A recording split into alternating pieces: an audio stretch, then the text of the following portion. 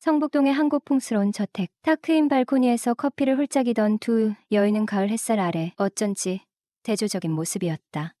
한쪽에는 우아한 베이지빛 원피스를 입고 조신하게 앉아있는 현숙. 그 맞은편에는 형형색색의 스카프와 화려한 귀걸이로 자유로운 영혼을 표출하는 옥순이 있었다. 현숙은 잔잔한 미소를 지으며 커피 잔을 만지작거렸고, 옥순은 짙은 루즈를 바른 입술로 컵 가장자리를 닦으며 장난스러운 눈빛을 보냈다.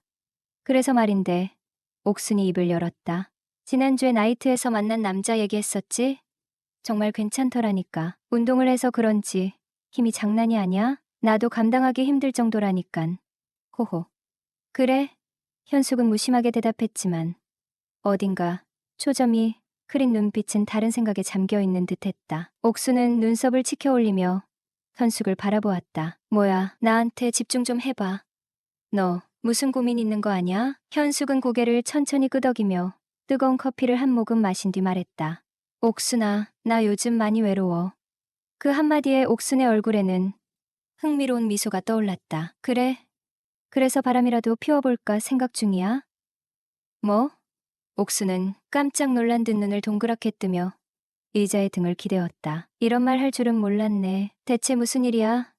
영수 씨랑 무슨 문제 있는 거야? 현숙은 잠시 망설이다가 고백했다. 사실 우리 리스 부부로 지낸 지 꽤 됐어. 옥수는 한 손으로 턱을 괴며 흥미롭다는 듯 물었다. 얼마나 됐는데? 현숙은 씁쓸한 미소를 지었다. 3년도 훨씬 넘었지. 뭐라고? 옥수는 놀란 표정으로 현숙을 바라보았다. 벌써? 넌 아직 한창인데 영수 씨도 참. 뭔가 문제 있는 거 아니야? 현숙은 고개를 돌리며 창밖을 바라봤다. 그냥 서로 노력도 안 하게 되더라. 요즘 40대는 여자 인생의 성수기야. 어떻게 참고 살아? 성수기?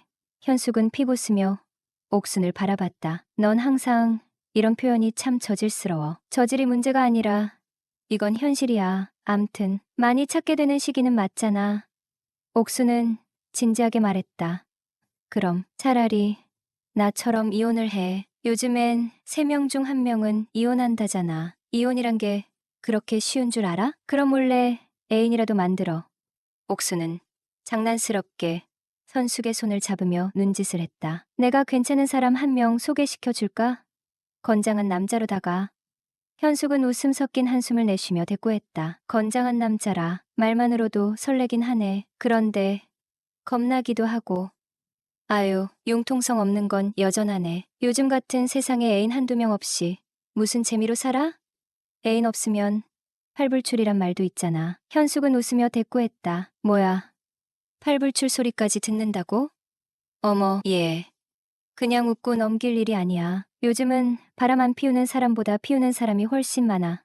옥수는 진지하게 말했다. 이렇게 두 사람은 한바탕 떠들다 옥수는 나이트에서 만난 남자의 전화를 받고 떠났다. 혼자 남은 현숙은 점점 더 깊은 생각에 빠지기 시작했다.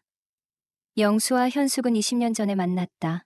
당시 영수는 부모님의 유산으로 물려받은 회사를 운영하며 홀로 살고 있었고, 여상 졸업을 막 끝낸 20살의 현숙은 그의 첫 비서로 일하게 되었는데, 회식이 끝나고 현숙이 그의 앞에 나타나 고백하면서 둘 사이의 교제가 시작되었다. 연애 1년 후 영수는 41세, 현숙은 21세의 나이에 부부가 되었다. 젊은 시절 이혼의 아픔을 겪고 혼자 살아온 영수는 현숙의 엄마와 고작 3살 차이 나는 나이였으나 두 사람은 주변의 축복을 받으며 행복하게 결혼 생활을 시작했다. 부부의 결혼 생활은 순조로웠다. 결혼 직후 태어난 아들은 이제 명문대학에 입학하여 기숙사에서 지내고, 영수는 회사를 키워 업계에서 독보적인 자리를 차지했다. 그들은 성북동의 큰 저택에서 호화로운 생활을 하며 운전기사와 가정부를 두고 행복한 시간을 보냈다. 한마디로 10년의 나이 차이를 극복한 그들은 성공적인 결혼 생활을 이어온 것이다. 하지만 문제는 예상치 못한 곳에서 찾아왔다. 역시나 나이 차이였다. 결혼 20년이 지나 영수는 61세가 되었고 현숙은 41세가 되었다. 영수가 57세가 되던 해부터 강요와 예혈관 질환으로 인해 부부관계가 점점 소원해지게 되었고, 이에 따라 부부 사이에는 심각한 갈등이 생기기 시작했다. 처음 이유를 전혀 모르던 현숙은 영수가 마치 자신을 돌보듯이 대하는 것을 보며 그가 자신을 여자로 보지 않는다고 느꼈고 불화가 생기기 시작했다. 40대 초반에 현숙은 한창 물이 오르기 시작하는 나이였고 60대에 접어든 영수는 만성질환으로 인해 현숙을 만족시키기엔 턱없이 부족했던 것이다. 그리고 현숙은 부잣집 사모님답게 40세라는 나이가 믿기지 않을 정도로 늘씬한 몸매와 미모를 꾸준히 관리하고 지냈기에 아들과 함께 외출할 때는 아들의 연상 애인으로 보인다는 얘기를 우스갯소리로 들을 정도였으니 젊은 아내를 둔 영수는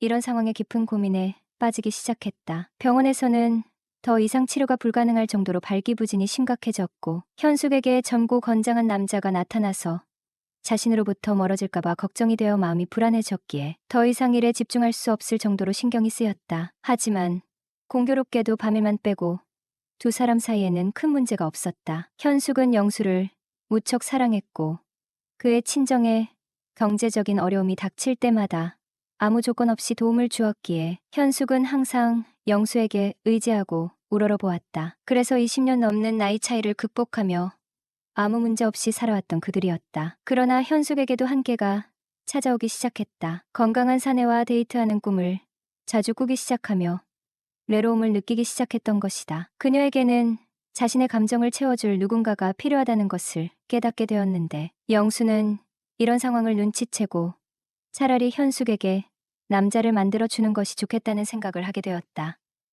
어느 날 조용하던 거실에 초인종 소리가 울려 퍼졌고 주방에서 설거지를 하던 아줌마가 서둘러 현관으로 달려가 인터폰을 받았다. 사모님, 오늘 오기로 한 사람인데요. 그래요. 어서 열어주세요. 자리에서 일어난 현숙도 현관으로 갔다. 어서 오세요. 만나서 반가워요. 안녕하세요.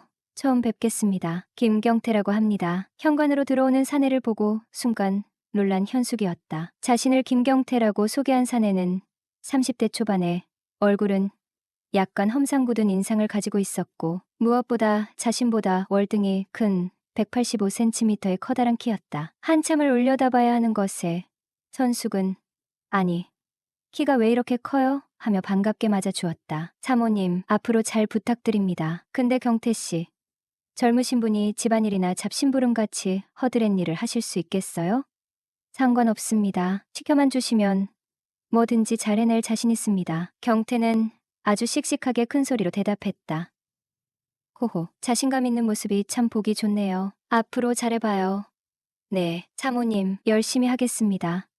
숙희 아주머니, 이분 데려가서 지낼 곳과 이 집에서 기본적으로 지켜야 할 사항들을 알려주세요. 네, 사모님. 경태씨라고 했죠. 저 따라오세요. 5년 넘게 집안의 허드렛 일과 운전기사를 해오던 홍씨가 최근 건강상의 이유로 일을 그만두게 되었는데 부사관으로 복무를 하다 다리를 다쳐 제대하고 직장을 구하던 중 영수의 집안 어른의 소개를 받아 일하러 오게 된 것이었다. 현숙은 점점 더 힘들어하고 있었다. 영수는 밤 10시만 되면 목석처럼 잠들 뿐이었고 남자의 손길이 너무나 그리웠다. 눈을 감은 채 이런저런 생각에 잠겨있던 내 머릿속으로 방금 전까지 함께 있던 다부진 체격의 경태 얼굴이 떠올랐다. 한 번은 테라스에 앉아 커피를 마시고 있었는데 넓은 정원에 심어진 많은 나무들을 혼자서 관리하느라 더운 날씨 탓에 땀을 뻘뻘 흘리며 일을 하고 있는 경태와 눈이 마주쳤다. 사모님, 뭐 시키실 일이라도 있으세요? 아니요, 그냥 바깥바람 쉬며 커피나 한잔 하려고요. 사모님, 오늘따라 더 아름다우시네요. 더우니깐 밖에 너무 오래 있지 마세요. 네, 그럴게요.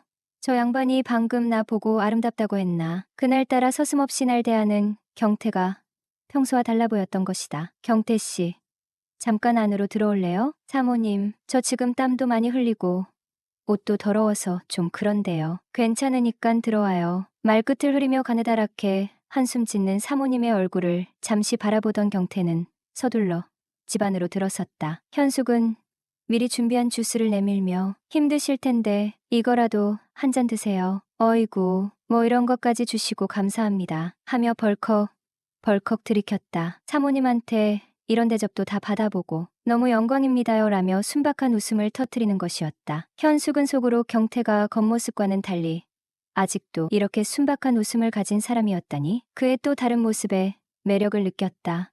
현숙은 잠시 경태와 더 이야기가 더 하고 싶어졌다. 경태 씨, 이렇게 힘든 일을 하면서도 항상 웃는 얼굴이네요. 비결이라도 있어요? 경태는 그녀를 바라보며 해맑게 웃었다. 사모님께서 이렇게 잘 대해주시니까요. 그리고 제 성격이 원래 이래요. 긍정적으로 사는 게 최고잖아요. 그의 말에 현숙은 웃음이 터졌다. 긍정적이라. 경태 씨 같은 사람을 보면 저도 좀 배워야겠다는 생각이 들어요. 경태 씨, 결혼은 생각 없으세요? 당연히 생각은 있죠. 근데 그게 말처럼 쉽나요? 어떤 여자가 좋으세요? 어이구, 저야 뭐 집안일 잘하고 아들, 딸 잘 놓는 여자가 좋지요. 호호, 그러세요. 그럼 선이라도 보시죠. 하하, 선은 많이 봤지만 여자들이 다 싫다고 가더라고요. 경태는 현숙이 수영장이나 요가센터를 갈 때마다 20분 일찍 나가 미리 시동을 켜두어 쾌적한 환경에서 탑승할 수 있게 해주었으며 현숙이 카페라떼를 좋아한 걸 알고 항상 준비를 해주었다. 그렇게 경태와 점점 친숙해져 갔다. 그리고 언젠가부터 야릇한 상상에 빠져들었다. 혹시 그가 내게 매력을 느끼고 있을지도 모른다는 생각에서부터 혹시나 그와 비밀스러운 관계를 갖는 짙은 상상으로까지 이어지고 있었던 것이다. 저런 남자랑 살면 어떤 기분일까? 10년 넘게 군 생활을 하며 거칠게 살아온 그의 인생을 떠올리니 한순간에 얼굴이 붉어졌다. 사모님 앞으로 우편물이 왔는데요. 경태가 우편물과 함께 조그마한 상자를 현숙에게 내밀었다. 현숙은 놀라 이게 뭐예요? 어제 택배 직원이 두고 간 건데 제가 일하느라 정신이 없어서 깜빡 잊고 있었네요. 바로 전해드리지 못해 죄송합니다. 아니에요. 괜찮아요. 그만 가보세요. 현숙이 괜찮다는 말과 함께 경태에게서 자그마한 상자를 하나 넘겨받았고 경태는 일을 하기 위해 현관으로 향하였다. 도대체 이게 뭐지? 분명 자신에게 온 것임에도 발신자가 적혀 있지 않았기에 현숙이 의아하게 생각하고 있었다. 뭐야, 이건. 상자를 열어 내용물을 확인하던 현숙이 깜짝 놀라 한참 주위를 두리번거렸고 이내 거실에 아무도 없음을 확인한 현숙이 자리에서 일어나 상자를 들고 안방으로 들어갔다. 누구지? 누가 이런 걸 보낸 거야? 혹시 옥순이 장난을 친 건가? 왜냐하면 사진은 얼굴을 가린 남성의 사진이었기 때문이다. 한 번도 아닌 두 번씩이나 자신에게 그런 사진을 보내는 사람이 누구인지 생각해 보았지만 아무리 생각해도 마땅히 떠오르는 사람이 없었다. 옥순아, 너 혹시 나한테 사진 같은 거 보냈니? 아니, 난 아닌데 그런 거 보낸 적 없는데 갑자기 왜 그러는 건데? 그게 있잖아. 누군가가 자꾸 나한테 이상한 사진을 보내는 거야. 이번이 네 번째야. 도대체 어떤 사진인데? 그게 너한테 말하기도 민망하다, 야. 왜? 이상한 그런 거야? 분명 날 아는 사람인 것 같은데. 근데 너도 알잖아. 내 주변엔 그럴 만한 사람이 없다는 거. 그러게, 혹시 너희 신랑이 그런 거 아니야? 누가 이딴 걸 자꾸 보내는 거지. 사람을 아주 우습게 보는 거야, 뭐야? 현숙은 점점 화가 났다. 왜냐하면 사진이 올 때마다 그 수위가 점점 세졌기 때문이다. 그날은 어찌나 놀랐던지 얼굴이 화끈거리고 온몸에 땀이 다 나는 현숙이었다. 처음엔 사진 속 주인공이 누구인지 짐작도 되지 않았으나 현숙도 사진 속의 주인공이 경태가 안 할까 살짝 눈치는 채고 있었다. 분명 범인은 자신을 잘 알고 있는 사람일 거라 생각하고 있었기 때문이다. 아주머니 경태 씨는 안 보이는데 어디 갔어요? 예촉이 고친다고 조금 전에 나갔는데요. 급하게 시키실 일 있으시면 바로 들어오라고 할까요? 아니, 괜찮아요. 시원한 커피나 한 잔 가져다 주세요. 그리고 잠시 뒤 현숙의 발길은 전혀 엉뚱한 곳으로 향하고 있었다. 마치 보이지 않는 힘에 이끌리듯 그녀는 단연간 가본 적 없던 별채의 방문 앞에 멈췄다. 경태가 지내는 곳이었다. 목적지에 다다른 현숙은 조심스럽게 손을 뻗어 손잡이를 잡고 천천히 돌려 방문을 열었다. 방 안에는 특별히 볼만한 것이 없었다. 오래된 가구들과 구석에 쌓인 잡동사니들만이 공간을 채우고 있었다. 내가 괜히 왔네. 현숙은 경태의 방을 훑어보다가 문득 자신의 행동이 어리석게 느껴져 고개를 절레절레 흔들었다. 그녀는 몸을 돌려 밖으로 나가려고 했다. 하지만 문 앞에 서 있는 경태를 마주치자 깜짝 놀라고 말았다. 어머나, 현숙의 목소리는 떨렸다. 사모님, 여긴 어쩐 일이세요? 현숙은 당황의 말을 더듬었다. 저기, 그러니까 경태 씨, 갑자기 찾아와서 미안해요. 당황한 현숙과는 달리 경태는 아주 침착해 보였다. 사모님, 그런 말씀 마세요. 언제든지 찾아오셔도 됩니다. 여긴 사모님 댁이니까요. 그래도 남자 혼자 사는 집에 불쑥 찾아온 건 제 잘못이죠. 현숙이 변명하듯 말했다. 그런가요? 전 잘 모르겠는데요. 사모님이 오고 싶으면 언제든지 환영입니다. 그럼 전 이만 가볼게요. 현숙이 서둘러 말을 마치며 나가려 했지만 경태는 그녀를 가로막으며 말했다. 이건 아니죠. 사모님, 올 때는 마음대로 왔어도 갈 때는 마음대로 못 가십니다. 현숙은 그 순간 무언가가 잘못될 것을 직감했다. 현숙은 다시 한번 경태의 옆을 피해 방을 나가려 했지만 그녀의 뜻대로 되지 않았다. 그 순간 현숙의 머릿속은 복잡해졌다. 사모님, 저도 왜 이러는지 모르겠어요. 하지만 당신도 알고 있잖아요. 경태의 목소리는 절절했다. 현숙은 잠시 동안 망설였다. 왜냐하면 진작부터 사진 속 주인공이 경태란 걸 알고 있었기 때문이다. 하지만 현숙은 경태로 인해 새로운 여자로 태어나고 있는 자신을 느끼며 그 순간만은 모든 것을 잊어버리고 있었다. 사진 속의 남자가 경태였기를 바랐던 자신의 마음을 숨길 수 없다는 것을 깨달았기 때문이었다. 그렇게 10년이 흘렀다.